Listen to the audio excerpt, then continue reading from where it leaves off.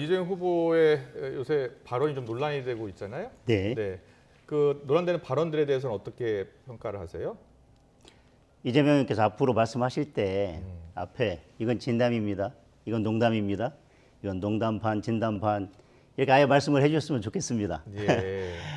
정치인은 민감한 부분에 대한 발언을 할 때는 좀 더 예. 신중한 용어 선택을 해야 된다고 생각을 하고 네. 오해가 있다면 이제 왜 그런 오해가 반복되는지에 대해서도 진지하게 고민할 필요가 있다고 생각합니다. 네. 그리고 또 실수가 있었다면 실수를 인정하고 예. 사과하는 것이 필요한 그게 정치인의 자세가 아닌가. 전당대회 과정에서 네.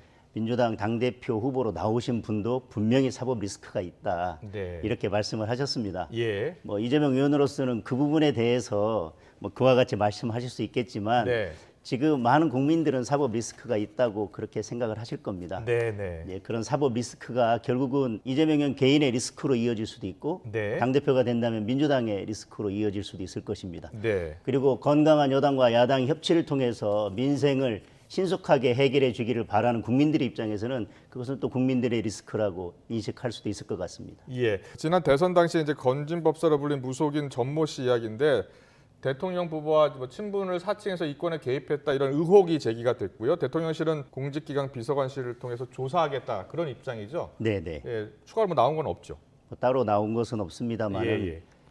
대통령뿐만 아니라 권력을 가진 사람 주변에는 특별한 친분 관계가 없다 하더라도 친분 관계에 있는 것처럼 가장을 하거나 또는 조그마한 친분 관계를 과장해서 친분 관계를 과시함으로써 이권 관계에 개입하려고 하는 시도들은 늘 있어 왔다고 생각을 합니다. 예. 그렇기 때문에 지금 건진법사의 이 논란이 대통령 부부와의 친분 관계를 말해주는 것은 아니라고 하겠지만 예.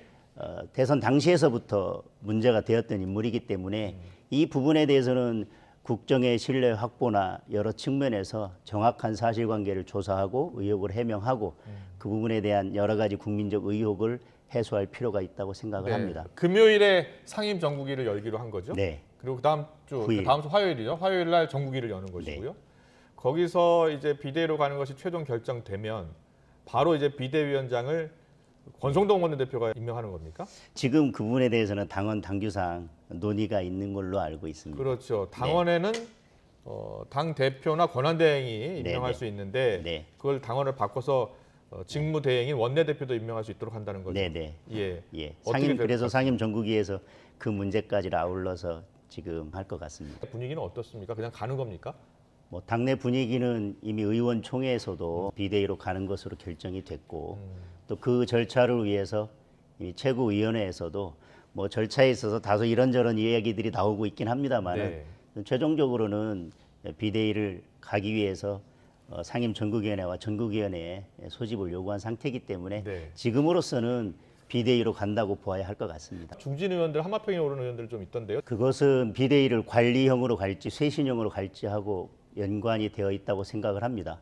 일단 비대위로 가기로 한 이상 오늘 서병수 회장님도 말씀하셨지만 네. 이준석 대표가 당대표의 직을 유지한 태로 다시 당에 복귀하는 것은 이제 가능하지 않아졌습니다. 예. 비대위는 비상 상황이 해소가 된 후에 예. 전대에서 당대표와 최고위원이 선출이 되면 그때 비대위의 존속 기간이 끝나는 것이기 때문에 사실 비대위는 전당대회를 전제로 하고 있습니다. 네. 따라서 이준석 대표가 다시 당대표의 자격으로 돌아오는 것은 가능하지 않다고 생각합니다. 네. 그런데 다만 지금 다른 의원들께서는 이준석 대표가 당으로 복귀할 수 있는 길을 열어둬야 된다고 하는 것은 전당대회를 늦게 실시함으로써 이준석 대표가 원한다면 다시 당대표에 출마할 수 있는 길을 열어두자는 취지로 해석해야 되지 않을까.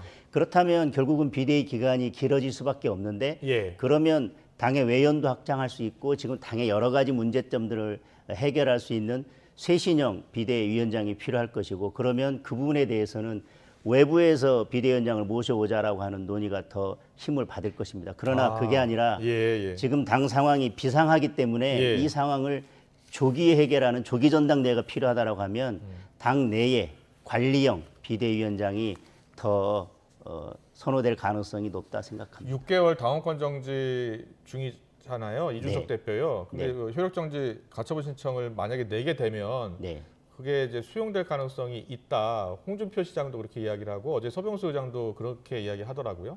그렇게 되면 당이 더 혼란스러워지는 거 아닙니까? 뭐 당원 당규 해석에 관한 문제인데 예를 들면 지금 최고위원회가 기능을 네. 상실했느냐 여부는 당원의 해석의 문제인데 예. 그 해석의 문제를 가지고 저는 법원이 이것은 잘못됐다라고 하지는 않을 것이고 그렇게 네. 당원 당규에 해석 문제가 있을 때는 당원들의 총의 또는 뭐 의총이나 최고위원회나 당의 여러 의결 기관 등을 통해서 뭔가 당은 정치적 결단을 하고 헤쳐나가는 것이 필요하기 때문에 그 부분을 가지고 법원이 문제 삼을 가능성은 저는 개인적으로 낮다고 생각을 합니다. 아, 그렇군요. 알겠습니다.